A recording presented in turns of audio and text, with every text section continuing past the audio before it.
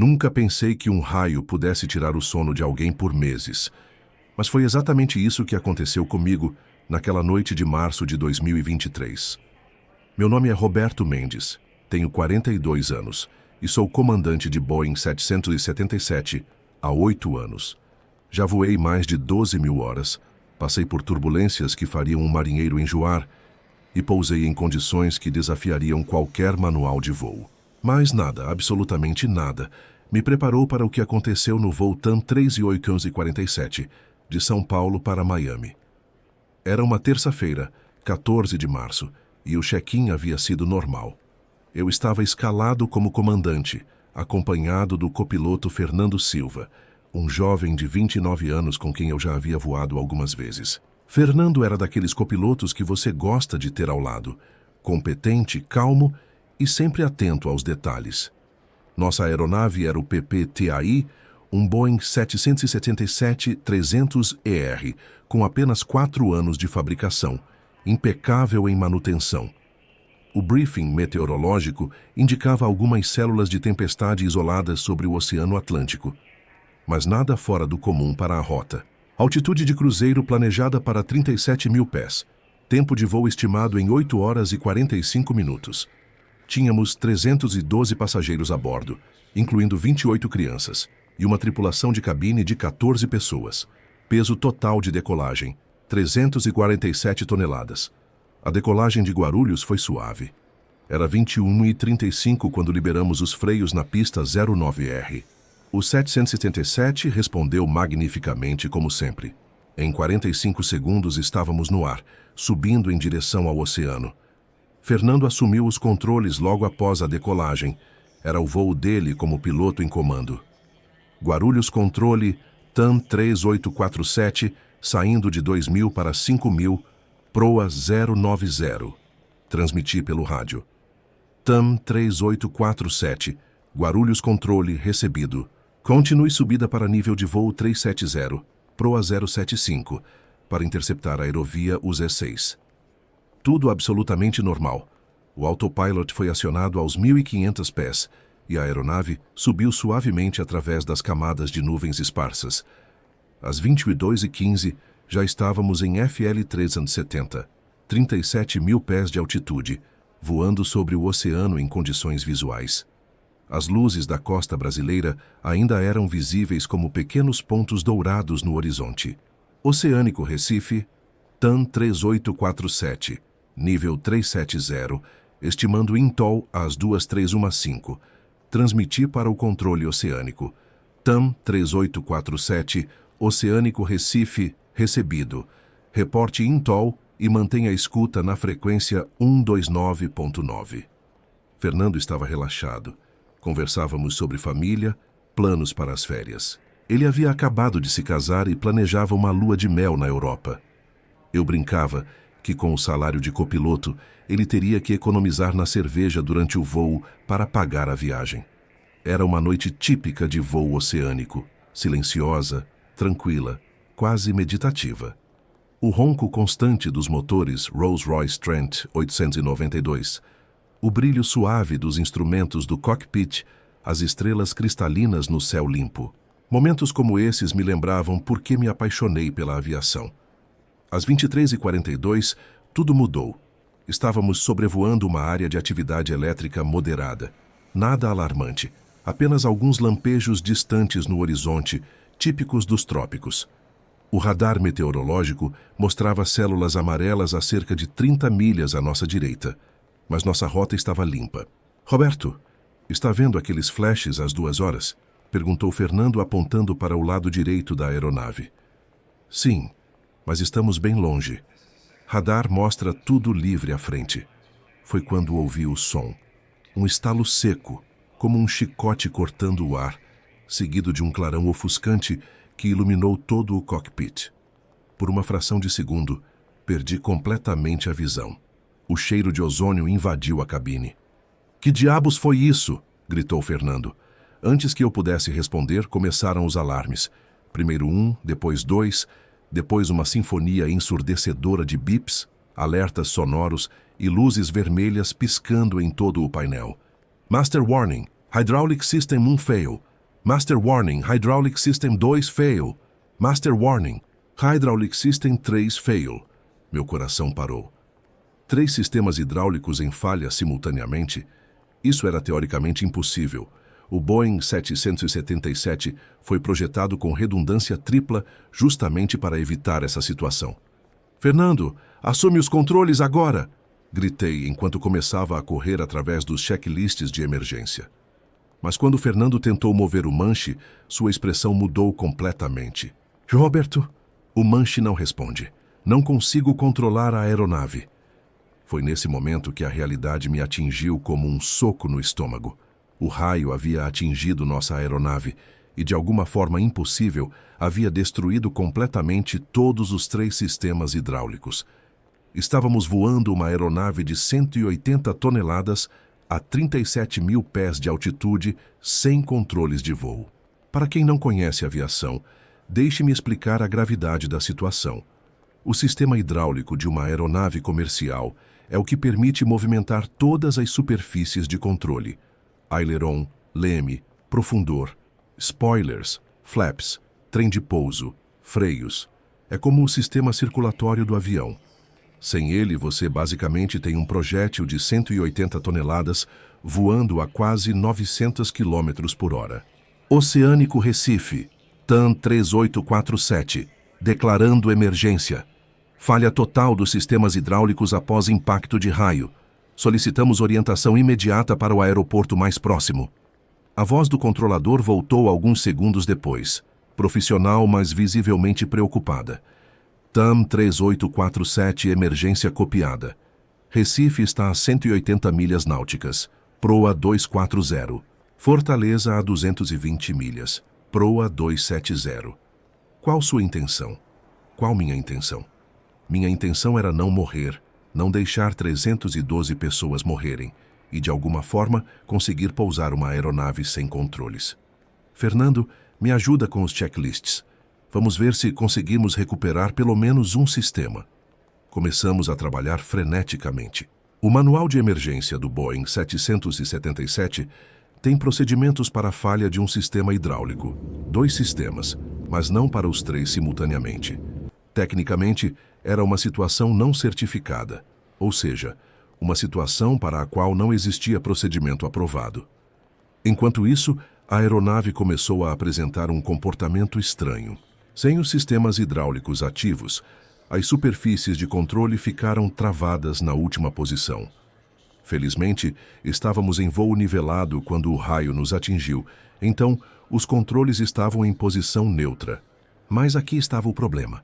Mesmo que as superfícies estivessem neutras, pequenas perturbações no ar começariam a afetar a aeronave e, sem capacidade de correção, eventualmente entraríamos em uma atitude não recuperável.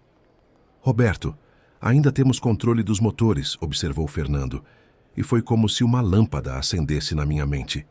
Os motores. Em situações extremas como essa, alguns pilotos já haviam conseguido controlar aeronaves usando apenas a variação de potência dos motores. Aumentando a potência do motor direito, a aeronave tenderia a virar para a esquerda. Reduzindo a potência de ambos, o nariz desceria. Era como tentar dirigir um carro usando apenas o acelerador, sem volante. Oceânico Recife, TAM 3847. Vamos tentar controle da aeronave através dos motores. Solicitamos orientação para Recife e preparação para emergência total no aeroporto. TAM 3847, entendido. Recife sendo alertado. Bombeiros e equipes de emergência em posição. Informe sua situação de combustível. Olhei para o indicador de combustível. Tínhamos saído de São Paulo com combustível suficiente para Miami mais reservas.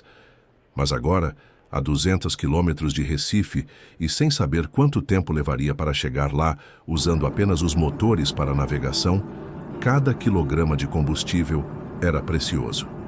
Combustível suficiente para aproximadamente 1 hora e 15 minutos, respondi. Comecei a experimentar com os motores.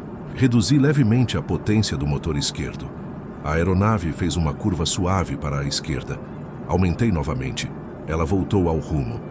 Funcionava, mas era como tentar escrever usando uma caneta amarrada na ponta de uma vara de pescar. Fernando, Você vai ficar responsável pelo rádio e pelos checklists. Eu vou tentar navegar com os motores. O que aconteceu nos próximos 40 minutos foi a experiência mais intensa da minha vida. Cada ajuste de potência tinha que ser calculado, suave, gradual. Muito brusco e a aeronave poderia entrar em uma situação irrecuperável.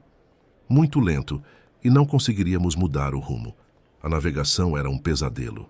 Normalmente, para voar de nossa posição até Recife, eu simplesmente programaria o autopilot e a aeronave seguiria a rota automaticamente. Agora, tinha que calcular mentalmente cada mudança de proa, considerando o vento, a velocidade da aeronave e a resposta lenta aos comandos dos motores. TAM 3847, você está aproximadamente 40 graus à direita do rumo para Recife. Necessita correção para a esquerda. Reduzi a potência do motor direito para 85%, mantive o esquerdo em 90%. Lentamente, muito lentamente, a aeronave começou a virar para a esquerda. Enquanto isso, Fernando estava verificando todos os sistemas que ainda funcionavam. Comunicação, ok, motores funcionando perfeitamente. Sistemas elétricos, normais. Pressurização, normal. Mas sem hidráulica, não teríamos trem de pouso, freios, spoilers, reverso dos motores, nada do que precisávamos para um pouso seguro. Roberto, Fernando me chamou com a voz estranhamente calma. Acabei de calcular nossa velocidade de aproximação. Sem flaps, vamos pousar a pelo menos 200 nós. 200 nós. Isso é quase 370 km por hora. Um pouso normal de um 777 é feito a cerca de 150 nós. Estávamos falando de um impacto 50% mais rápido que o normal, em uma aeronave sem freios. Qual o comprimento da pista de Recife? Perguntei. Pista 1836 tem 3.300 metros. Fiz um cálculo rápido na mente.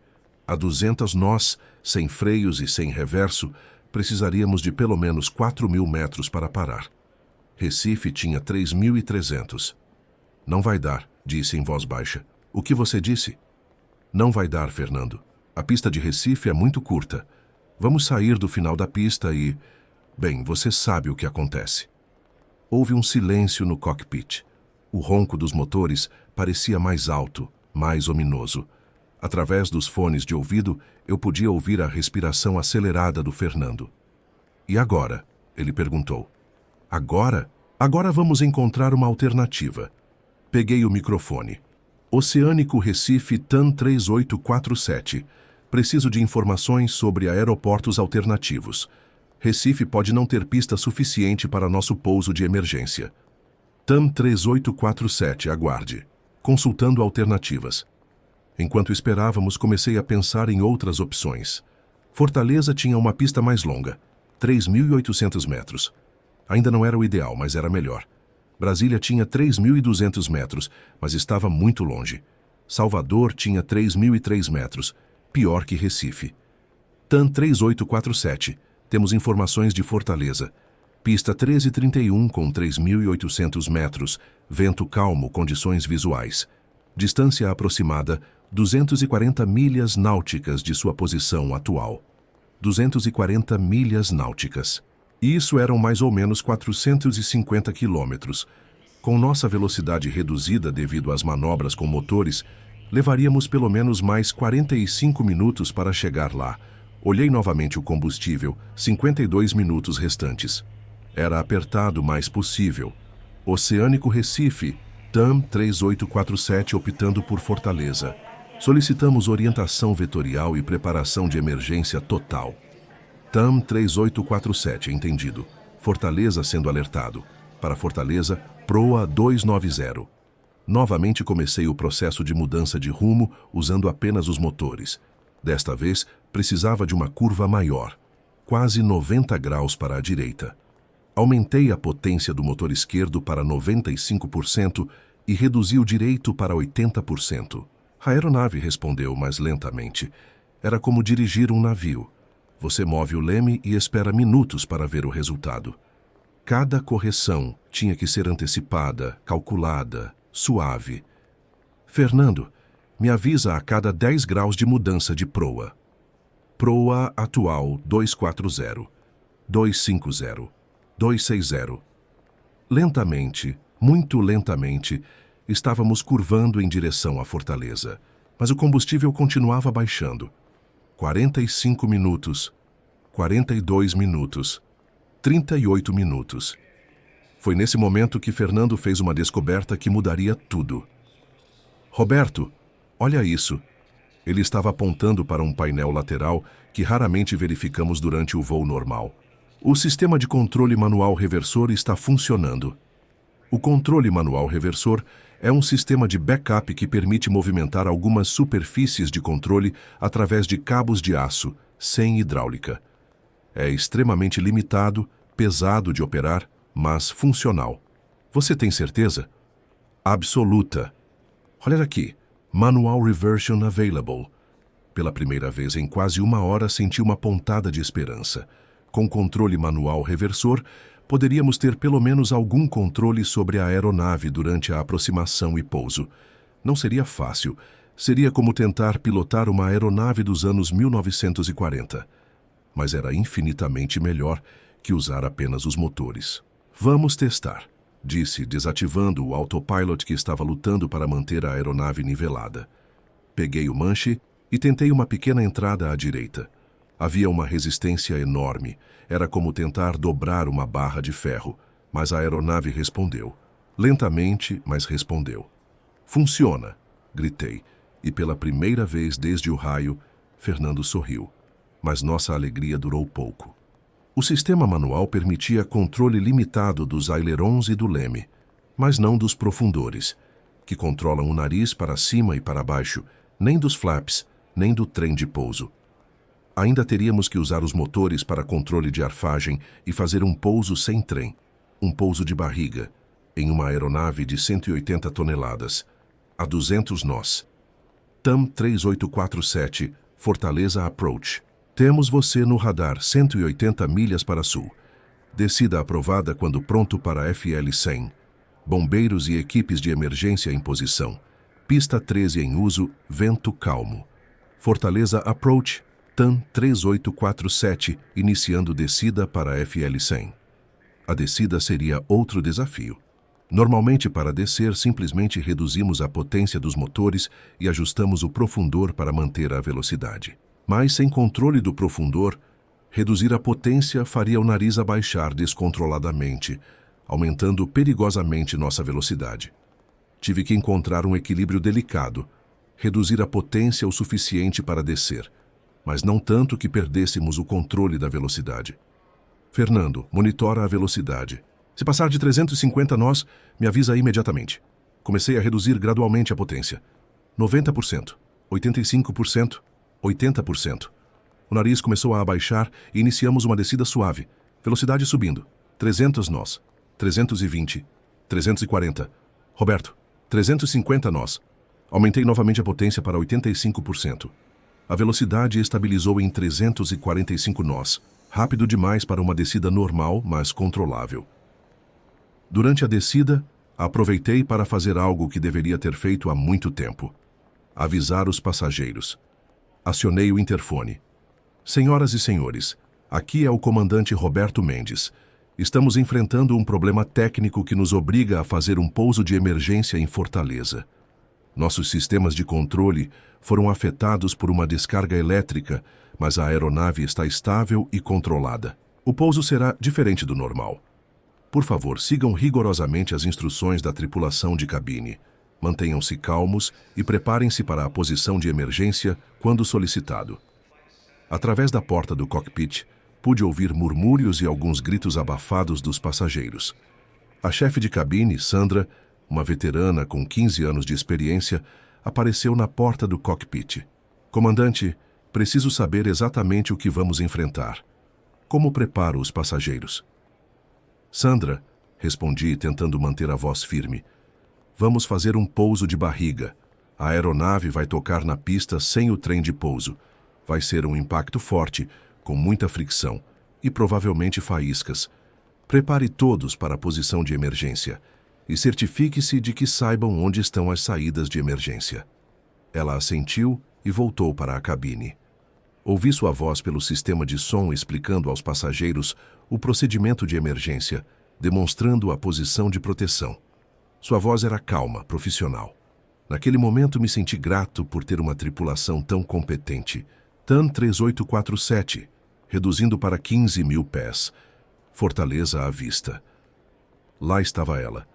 As luzes de Fortaleza brilhando na escuridão, a pista 13 perfeitamente iluminada, estendendo-se por quase 4 quilômetros. Caminhões de bombeiro posicionados em ambos os lados da pista, suas luzes vermelhas e azuis piscando como um pisca-pisca de Natal macabro. Fernando, vamos revisar o procedimento de pouso de emergência uma última vez. Aproximação sem flaps a 200 nós, motores cortados apenas no toque, evacuação imediata, ele recitou. Exato. E lembra, no momento do toque, corta os motores e você aciona todos os extintores de fogo dos motores. Não queremos que o atrito cause incêndio. Estava na perna base para a pista 13, 8 milhas da cabeceira. 3.000 pés de altitude. Combustível, 12 minutos. Cortamos fino, mas chegamos. Fortaleza Tower, TAM 3847, perna base para a pista 13 solicitando final longo para a configuração. TAM 3847, Fortaleza Tower, pista 13 liberada para pouso, vento calmo, bombeiros em posição. Boa sorte. Boa sorte. Ia precisar de mais que sorte. Iniciei a curva para o final usando o controle manual dos ailerons. Era extremamente pesado. Parecia que estava tentando virar o volante de um caminhão sem direção hidráulica, mas funcionava. A aeronave respondeu e se alinhou com a pista. 5 milhas do toque. 2.000 pés de altitude, velocidade 220 nós, ainda muito rápida, mas era o mínimo que conseguia manter sem perder sustentação. Fernando anuncia para a cabine. Posição de emergência agora. Ouvi a voz da Sandra pelo interfone. Senhoras e senhores, posição de emergência, cabeça baixa, braços cruzados. 3 milhas, 1.500 pés, 210 nós. A pista estava crescendo rapidamente no para-brisa. Parecia uma estrada para o inferno, toda iluminada. 2 milhas e 1.000 pés, 205 nós. Reduzi mais um pouco a potência dos motores. O nariz abaixou ligeiramente. 1 milha, 500 pés, 200 nós. Era agora ou nunca. Fernando, prepara para cortar os motores no meu comando. A cabeceira da pista passou por baixo de nós. 200 pés, 150, 100, 50. Cortando motores, extintores. O silêncio súbito quando os motores foram cortados foi ensurdecedor. Por alguns segundos, ouvimos apenas o som do vento passando pela aeronave. Estávamos planando. Uma pedra de 180 toneladas caindo em direção ao asfalto. O toque foi indescritível. O primeiro impacto foi na parte traseira da fuselagem. Um estrondo metálico que ecoou por toda a aeronave, seguido imediatamente pelo atrito do metal contra o asfalto. Faíscas enormes começaram a voar pelos lados da cabine. Parecia que estávamos dentro de uma máquina de solda gigante. A aeronave deslizou pela pista, em uma cacofonia de metal se despedaçando, faíscas, e o cheiro acre de alumínio superaquecido. O nariz ainda estava no ar. Estávamos deslizando como um trenó monstruoso. Depois de uns 5 segundos eternos, o nariz também tocou o solo. Mais estrondo, mais faíscas, mais barulho. A desaceleração foi brutal. Fomos jogados contra os cintos com uma força que me tirou o fôlego. Mas estávamos desacelerando. A velocidade caiu de 200 nós para 150, 120, 100, 80, 60. E, finalmente, após o que pareceram horas, mas foram apenas 45 segundos, paramos. Estávamos parados no meio da pista 13 do aeroporto de Fortaleza, em uma aeronave destroçada, mas inteira, com 314 pessoas vivas. O silêncio que se seguiu foi quebrado pela voz do Fernando. Roberto, nós conseguimos. Não consegui responder. Estava em choque, tremendo, com lágrimas escorrendo pelo rosto. Acabávamos de fazer o impossível. TAM 3847, Fortaleza Tower. Status da tripulação e passageiros? Demorei alguns segundos para conseguir falar. Fortaleza Tower, TAM 3847, Aeronave parada na pista. Todos estão bem. Iniciando evacuação de emergência. Os próximos minutos foram um borrão. As escorregadeiras de emergência foram acionadas e em menos de 2 minutos, todos os 312 passageiros e 16 tripulantes estavam fora da aeronave. Houve alguns ferimentos leves, alguns arranhões, um braço quebrado, mas nada sério.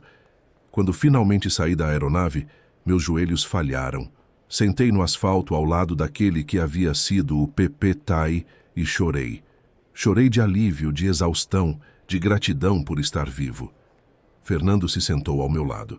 Ficamos ali por uns minutos, apenas olhando para a aeronave destroçada. A parte inferior estava completamente raspada. As portas do compartimento de carga estavam abertas e retorcidas, mas ela havia nos levado para casa. "Sabe de uma coisa, Roberto?", disse Fernando.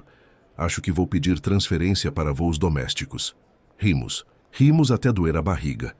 Ali sentados no asfalto de Fortaleza, às 2h30 da manhã, ao lado de uma aeronave que tecnicamente não deveria ter conseguido pousar. A investigação posterior revelou que o raio havia atingido a aeronave em um ponto específico onde passavam os 3 circuitos hidráulicos principais. Uma probabilidade de 1 em 10 milhões. O Boeing 777 foi declarado perda total, mas todas as 314 pessoas a bordo sobreviveram. Hoje, quase 2 anos depois, ainda voo. Ainda amo a aviação, mas toda vez que vejo um raio no horizonte, meu coração acelera um pouco. Toda vez que faço um briefing meteorológico, presto atenção extra às atividades elétricas, porque aprendi que, às vezes, não importa quão bem treinado você seja, não importa quão moderno seja seu equipamento, não importa quantos sistemas redundantes você tenha. Às vezes, a única coisa entre você e o desastre são seus conhecimentos, sua calma e talvez um pouco de sorte. Naquela noite tivemos os 3. Fernando, aliás, não pediu transferência para voos domésticos. Na verdade, ele foi promovido a comandante 6 meses depois e hoje voa rotas internacionais. Dizemos que se conseguimos pousar um 777 sem controles, qualquer outra emergência vai parecer moleza. E o Pepe Tai? Bem, ele cumpriu sua missão. Nos trouxe para casa quando parecia impossível. Foi sucateado, mas algumas partes foram enviadas para a Boeing para estudos de melhoria dos sistemas de proteção contra raios. Às vezes, quando estou em um voo noturno tranquilo, olho pelas janelas do cockpit para as estrelas e penso, que privilégio é este voar? E mesmo depois de tudo que passamos, mesmo depois de ter visto quão frágil pode ser nossa tecnologia diante das forças da natureza, ainda acredito que não há lugar onde eu preferiria estar do que aqui, a 37 mil pés, com o mundo inteiro lá embaixo. Porque voar não é apenas sobre a tecnologia, não é apenas sobre os sistemas e procedimentos. Voar é sobre pessoas, sobre confiança, sobre trabalho em equipe, sobre nunca desistir, mesmo quando todas as luzes vermelhas estão piscando e todos os alarmes estão tocando. Naquela noite de março, aprendemos que mesmo quando tudo dá errado, mesmo quando você está pilotando 180 toneladas de metal com apenas 2 motores e muita determinação, o impossível pode se tornar possível. E talvez essa seja a lição mais importante que posso compartilhar. Nunca subestime o poder da preparação, da calma sob pressão e da recusa absoluta em aceitar a derrota. Porque lá em cima, a 37 mil pés, essas qualidades podem fazer a diferença entre mais uma história de rotina e um milagre. Se você gostou desta história dos céus, inscreva-se no canal Caixa Preta e ative as notificações. Temos muitos outros relatos de pilotos que enfrentaram o impossível e viveram para contar. E nos comentários me digam, vocês teriam a coragem de continuar lutando em uma situação aparentemente impossível como essa? A aviação está cheia de heróis anônimos que fazem o extraordinário parecer rotina, e suas histórias merecem ser contadas.